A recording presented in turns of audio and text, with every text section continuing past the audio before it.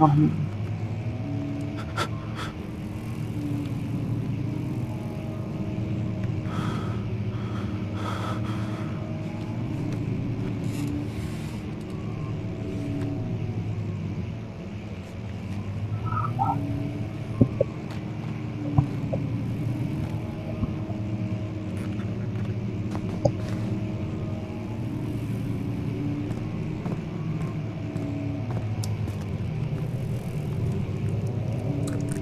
oh, what's going on? Is you okay?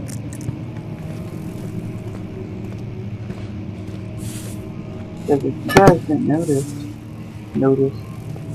I need to get my English together. I'm probably not going to be able to because I'm such a fucking pussy with the statement I was about to make. I am a big, wet vagina while playing this game because I'm so fucking scared. I don't want to see that goddamn monster.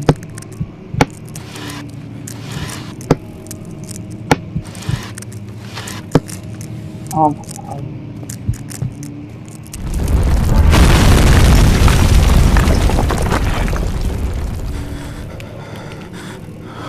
Well, isn't that wonderful?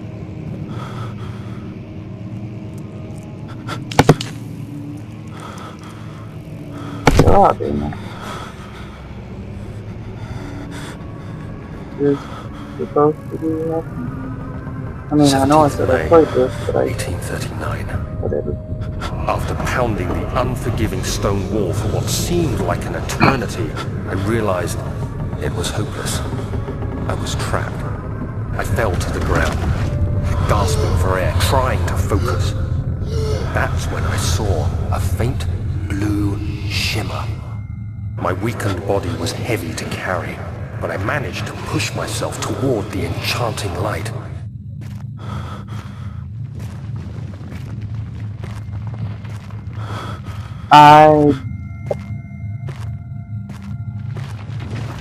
Yeah, it's naturally making me go this way. It was Like I'm trying to waiting turn around, for but it's me. not letting me. Enclosed in dark nothingness, I felt myself drawn to the mystic light. I reached out, closing it in my hands.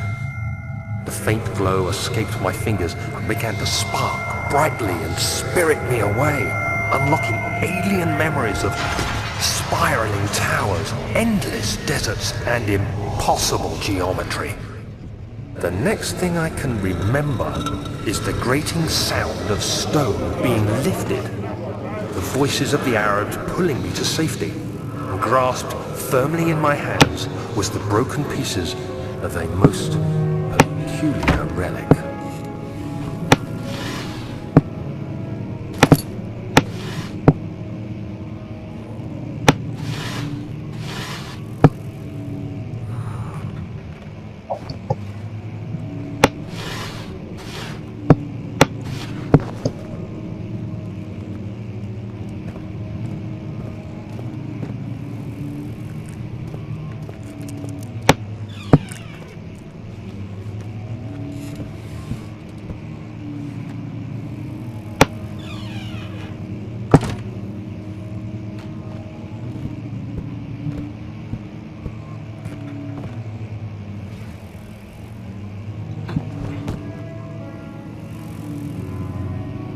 You know, things,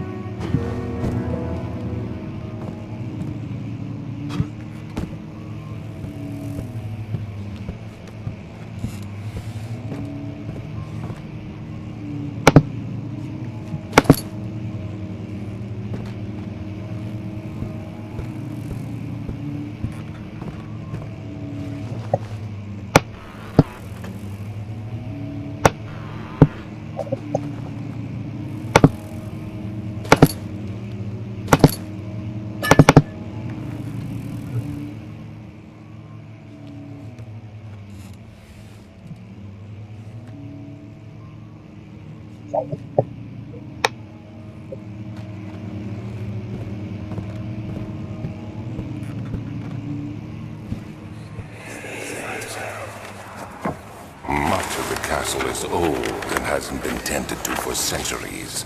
When the shadow arrives, It won't take long until things start falling apart.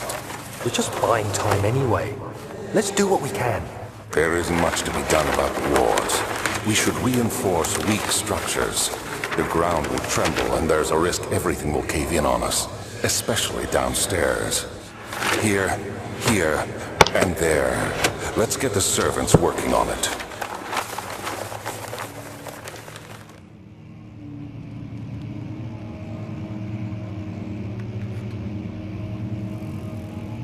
Okay.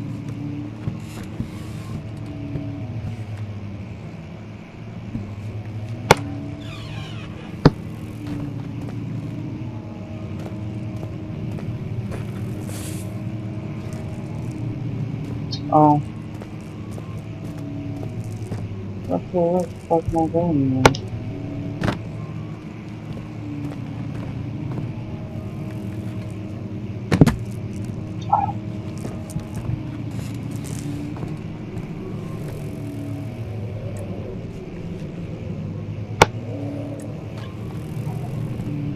So, I'm up at 6 in the morning. How are you guys?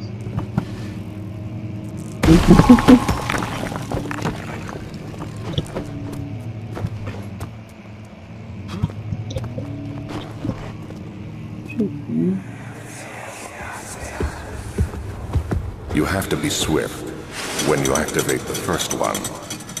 You hear that? If it stops, you'll have to start over. Isn't all this a bit excessive? You can never be too careful, Daniel.